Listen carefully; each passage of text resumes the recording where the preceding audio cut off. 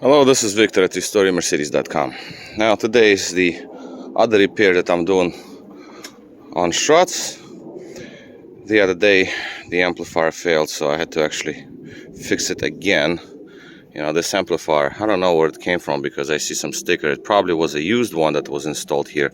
No history on that, so I had to rebuild it complete, and now it works fine.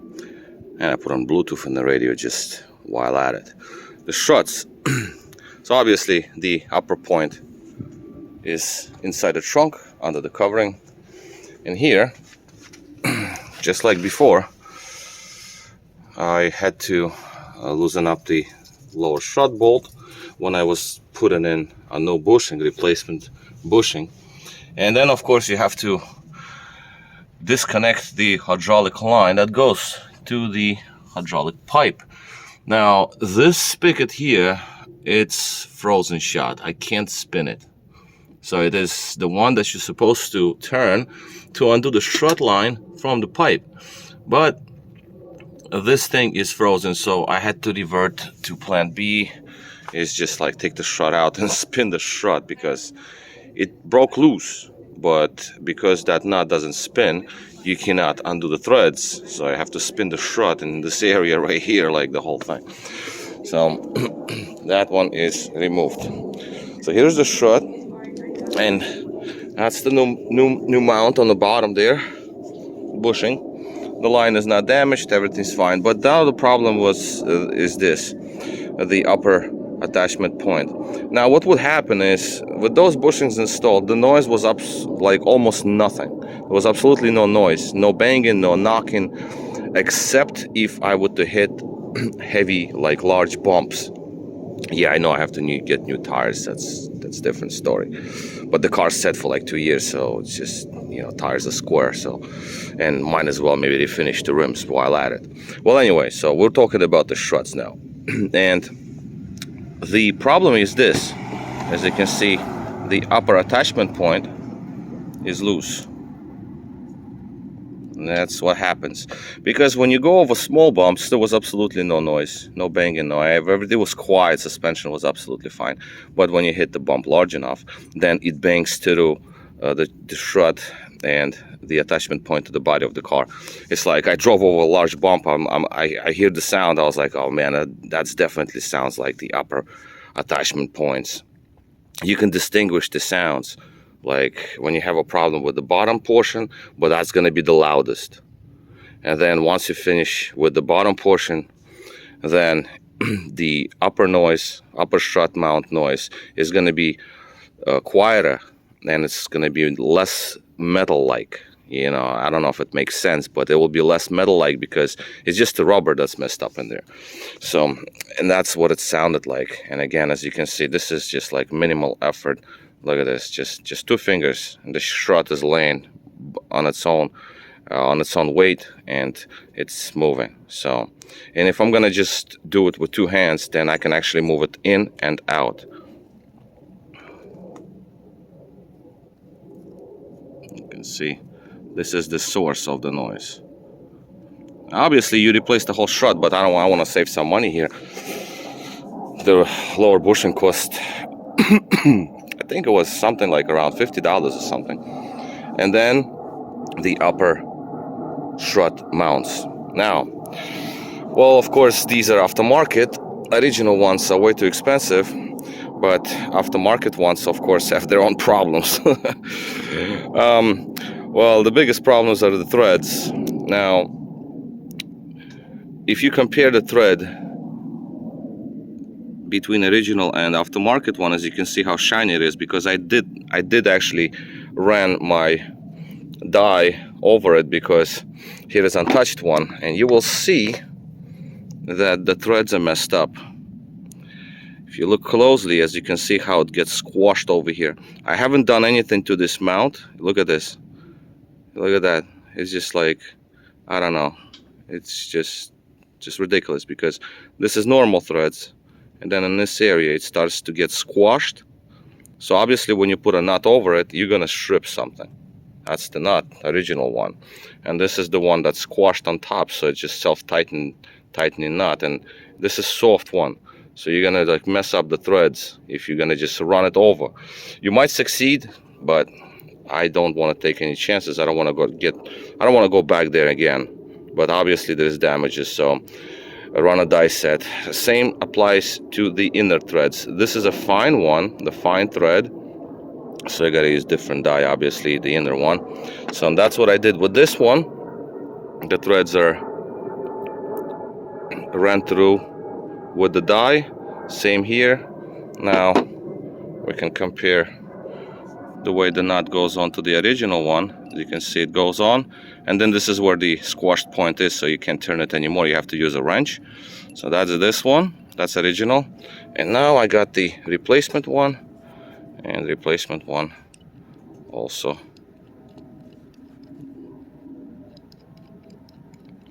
fine. It's also fine. I mean, it starts to get a little tighter, but the wrench is going to be, you know, it's going to run it. If I use the wrench, obviously more force, I'm going to run it down. It'll be fine. So this is the situation. And the very last point that I want to cover in this particular video is the removal of this mount. Now on top of the strut there is a stud, threaded stud with fine thread, and it's steel, and the inner portion of the mount is aluminum. So usually it freezes, like these points freeze together after all these years.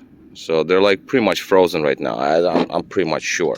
So obviously first thing I'm gonna try with the wrenches, just the way I see it. I'm gonna break this off, then I'm gonna go with wrenches and try to spin it and see if the rubber will allow to spin the inner piece, this piece right here, off the metal stud that is part of the strut itself.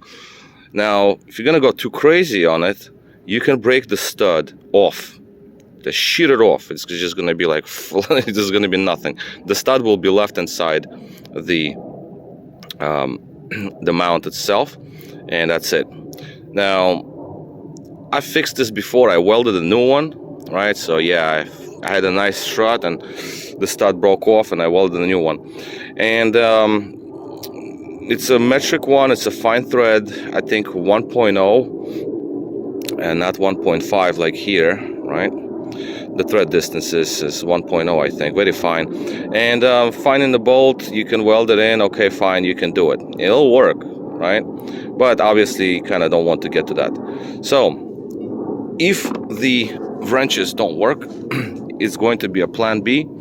It's going to be way more work. Is that this mount has to be destroyed, removed completely off, and only the middle portion to be left, this piece right here to be left. And then once it's left, then you cut this alongside and you just basically break this piece off the stud that's on the strut, right? So you have to like break off the chunks of it so you can free it up and then spin it, because you don't want to also mess up the threads in there. So I mean, I guess it's like, it sounds a lot complicated than it is.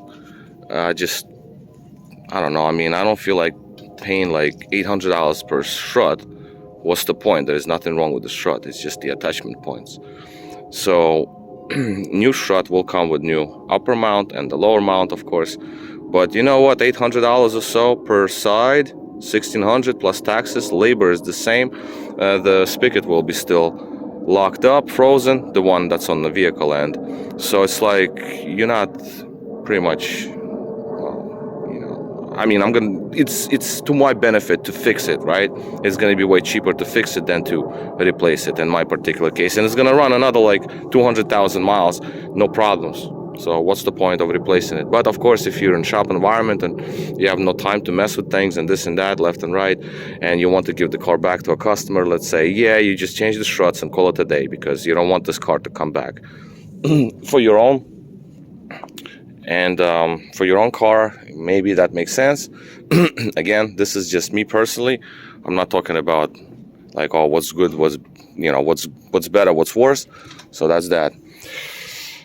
And another thing I'm thinking of doing is, because this is a 95 and the radio antenna is built in the trunk here. I mean, not the trunk, the rear bumper.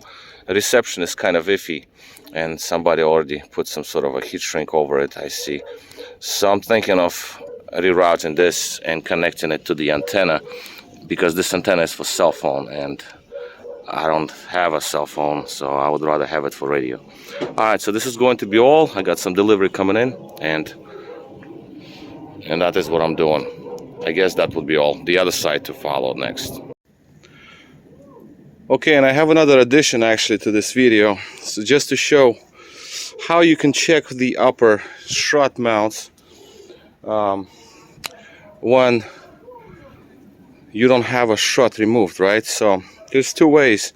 Well, obviously, first way I already spoke about, like you remove the strut and you just move it by hand.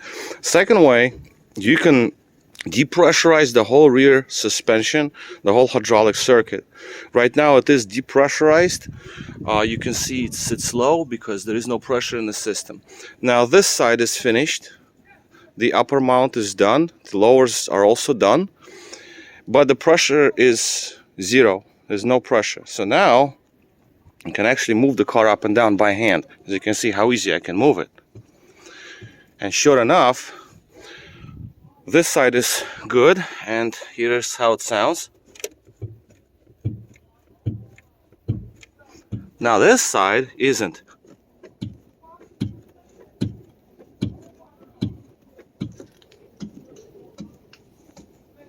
As you can hear, the sound is there. Let me try to, you can feel it over here. I clearly feel it. The hit, the actual hit from the strut toward the body of the car. There's a hit to it, like you hear it banging, like something is hitting from under, and that's what it is. And the upper mount here is bad. Again, so yeah, that is another way if you want to pursue the noise hunt that way. Well, in here, nothing. Absolutely nothing. Now, you can only do it when pressure is zero. There's no pressure in the system, because once the system is pressurized, you won't be able to move the car up and down. It's going to be rock solid. It's just not going to have any play. So much pressure. It will bring the car up, and the mount will be compressed, so you can't go up and down. I mean, there is a possibility if you're going to activate the suspension valves and have them active, so to make it a little softer. And you know, usually you check the accumulators like that, but you want to have zero pressure. So right now, once I start the engine, the pressure will rise and that noise will go away. But when you drive the car, that banging will come back. I don't want that.